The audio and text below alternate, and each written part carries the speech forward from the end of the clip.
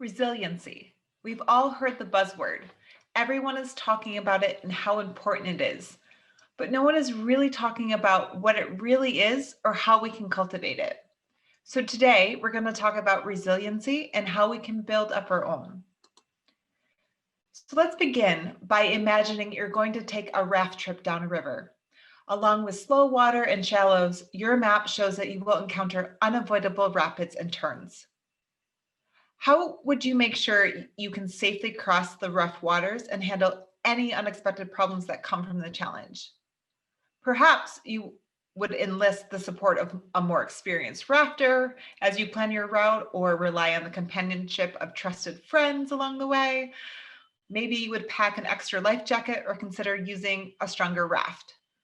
With the right tools and supports in place, one thing is sure. You will not only make it through the challenges of your river adventure, you will also emerge a more confident and courageous rafter. Life may not come with a map, but everyone will experience twists and turns and encounter setbacks of one kind or another, from everyday challenges to traumatic events with more lasting impact. Each change affects people differently, bringing a unique flood of thoughts, strong emotions, and uncertainty. Think of a challenging time in your life. Maybe you had a problem at school or at work with a family member, or maybe you were under a lot of financial stress. Did you find it hard to get through this time? What helped you move forward? People generally adapt well over time to life-changing and stressful situations. Being able to work through life's challenges in a positive way is called being resilient. Resilience will permit you to take whatever life throws at you and rise up smiling. Resilience in the material form is the ability to snap back after something's been bent, compressed, or stretched out. So that ability to stretch back to what it was before. But in human speak, it's the capacity to recover from adversity. It is defined as the capacity to recover quickly from difficulties or toughness. But when it comes to our psychological health, it's a bit more than that. It's about our ability to manage or cope with any crisis or upsetting thing and recover back to baseline quickly, meaning that life's ups and downs don't throw us off for all that long, and that we have the tools and resources that we can use to bounce back quickly. Resiliency can help us thrive and reach our full potential. Even when times are tough, it can make the difference between feeling overwhelmed by a challenge and using the experience as something to learn and grow from. Resilience doesn't come from having a perfect life. It doesn't mean we always have to be happy. In fact, it's normal to feel sad or angry during tough situations. Resilience is more about how we move forward through the challenges and deal with them successfully. Sounds like a good thing, right? It is. In fact, research shows that being resilient helps us recover from illness faster, live longer, and do better in our daily activities. It also helps us to have happier, healthier relationships. So you might be wondering about your own resiliency and questioning how strong it is. The way to find out is to notice or to even think back to the last crisis you experienced. How long did it take you to get back to feeling like yourself? Was it a quick turnaround? Or did you struggle for weeks or maybe months or even years? If we bounce back easily, we have more resilience. And if we struggle to move past it, we have less. But no matter how much resilience we have, we can all benefit from more of it. While certain factors might make some individuals more resilient than others, resilience isn't necessarily a personality trait that only some people possess. On the contrary, resilience involves behaviors, thoughts, and actions that anyone can learn and develop.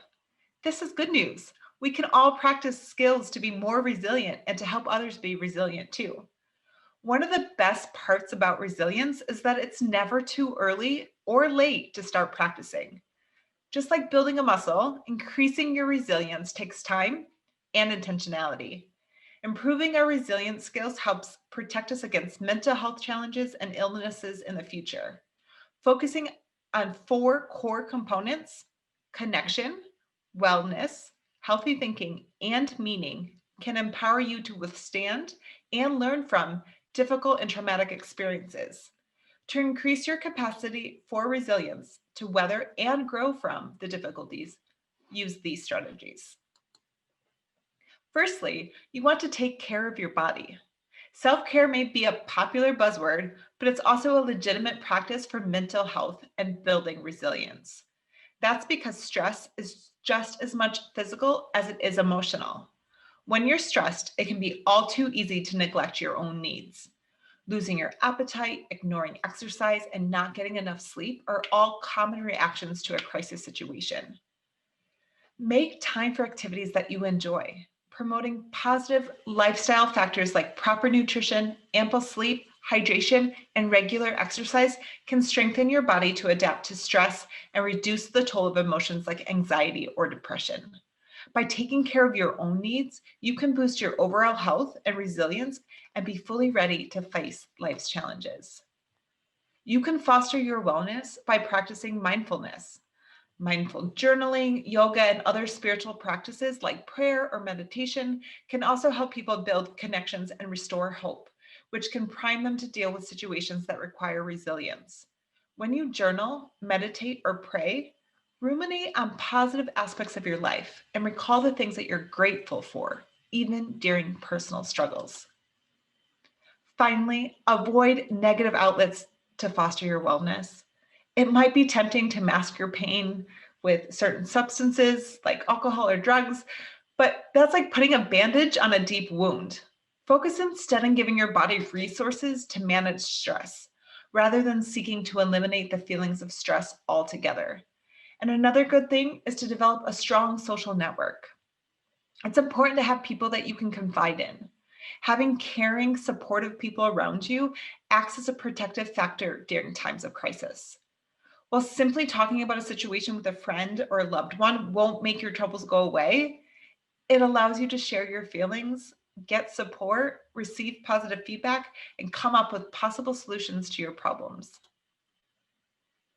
In the face of crisis or tragedy, finding a sense of purpose can play an important role in your recovery. One way to do this is to help others. Whether you volunteer with a local homeless shelter or simply support a friend in their own time of need, you garner a sense of purpose, foster self worth, connect with other people, and tangibly help others, all of which can empower you to grow in resilience. Another way to find purpose is to be proactive. It's helpful to acknowledge and accept your emotions during hard times, but it's also important to help you foster self discovery by asking yourself, what can I do about a problem in my life? If the problem seems too big to tackle, break them down into manageable pieces. For example, if you got laid off at work, you may not be able to convince your boss that it was a mistake to let you go, but you can spend an hour each day developing your top strengths or working on your resume. Taking initiative will remind you that you can muster motivation and purpose even during stressful periods in your life, increasing the likelihood that you will rise up during painful times again. Simply waiting for a problem to go away on its own only prolongs the crisis. Instead, start working on resolving the issue immediately. While there may not be any fast or simple solution, you can take steps toward making your situation better and less stressful. Focus on the progress that you've made thus far and planning your next steps rather than becoming discouraged by the amount of work that still needs to be accomplished. Actively working on solutions will also help you feel more in control. Rather than just waiting for things to happen, being proactive allows you to make your goals a reality. Develop problem solving skills. Research suggests that people who are able to come up with solutions to a problem are better able to cope with problems than those who cannot. Whenever you encounter a new challenge, make a quick list of some of the potential ways that you could solve that problem. Experiment with different strategies and focus on developing a logical way to work through common problems. By practicing your problem solving skills on a regular basis, you will be better prepared to cope when a serious challenge emerges. Next, you'll want to take action and move toward your goals. Crisis situations are daunting. They may even seem insurmountable. Resilient people are able to view these situations in a realistic way and then set reasonable goals to deal with the problem.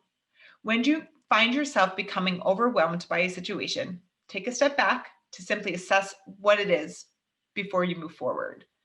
Brainstorm possible solutions and then break them down into manageable steps. Develop some realistic goals and do something regularly, even if it seems like a small accomplishment. That enables you to move towards the things that you want to accomplish. Instead of focusing on the tasks that seem unachievable, ask yourself, what's one thing I can accomplish today that helps me move in the direction that I want to go? Next, look for opportunities for self-discovery. People often find that they have grown in some respect as a result of a struggle. For example, after a tragedy or a hardship, people have reported better relationships and a greater sense of strength, even while feeling vulnerable. That can increase their sense of self-worth and heighten their appreciation for life. Journaling is one tool to help you with this. Consider your past struggles. What did you learn about yourself in that situation? What helped you cope with the situation? How have you grown from that situation?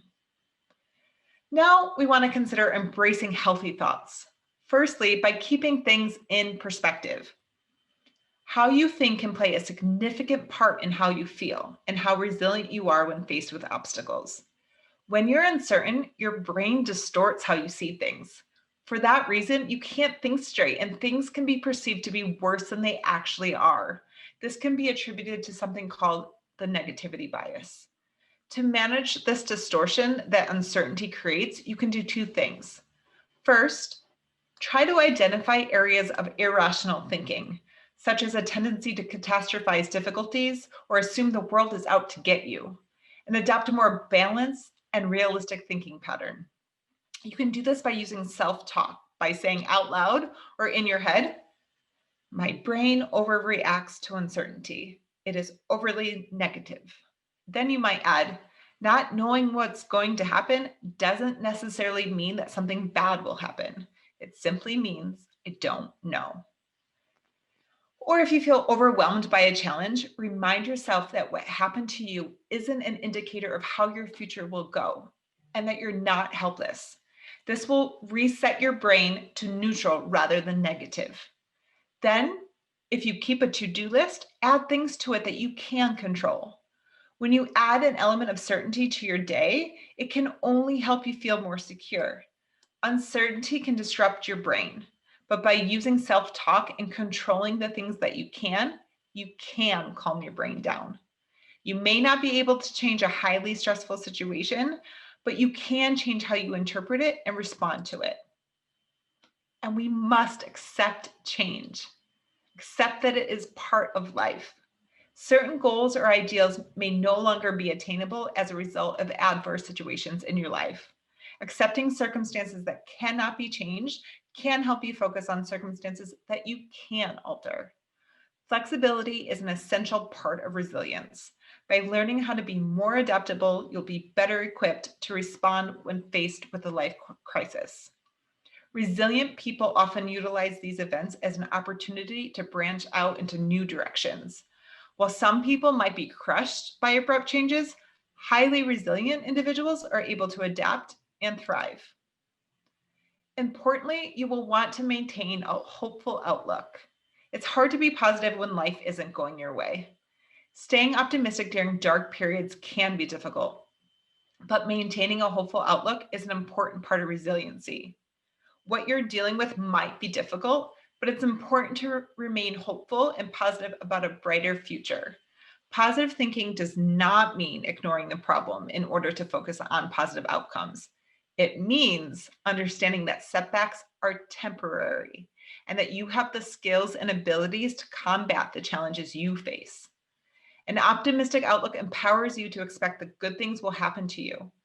Try this. Visualize what you want rather than worrying about what you fear. Along the way, know any subtle ways in which you start to feel better as you deal with difficult situations. Next, learn from your past. By looking back at who or what was helpful in previous times of distress, you may discover how you can respond effectively to new difficult situations. Remind yourself of where you've been able to find strength and ask yourself what you've learned from those experiences, as we previously discussed. Believe in your abilities. Having confidence in your own ability to cope with the stresses of life can play an important part in resilience. Becoming more confident in your own abilities, including your ability to respond and deal with a crisis, is a great way to build resilience for the future. Listen for negative comments in your head. When you hear them, practice immediately replacing them with positive ones, such as, I can do this. I'm a great friend. I'm a great partner. I'm really good at my job. Research has demonstrated that your self-esteem plays an important role in coping with stress and recovering from difficult events. Remember to remind yourself of your strengths and accomplishments. And the final tip for building resiliency is to seek help. Getting help when you need it is crucial in building your resilience. For many people, using their own resources and the kinds of strategies that we talked about today is enough for building their resilience. But at times, an individual might get stuck or have difficulty making progress on the road to resilience and may need the help of a professional, such as a psychologist. The important thing is to remember that you're not alone on the journey. While you may not be able to control all of your circumstances, you can grow by focusing on the aspects of your life's challenges. You can manage with the support of loved ones and, if needed, trusted professionals.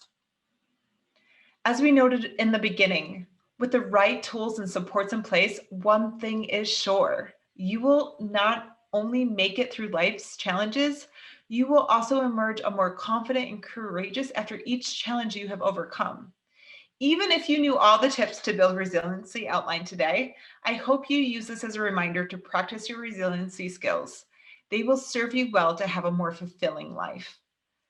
As we finish, I want you to think about the things that have helped you with a challenging period in your life.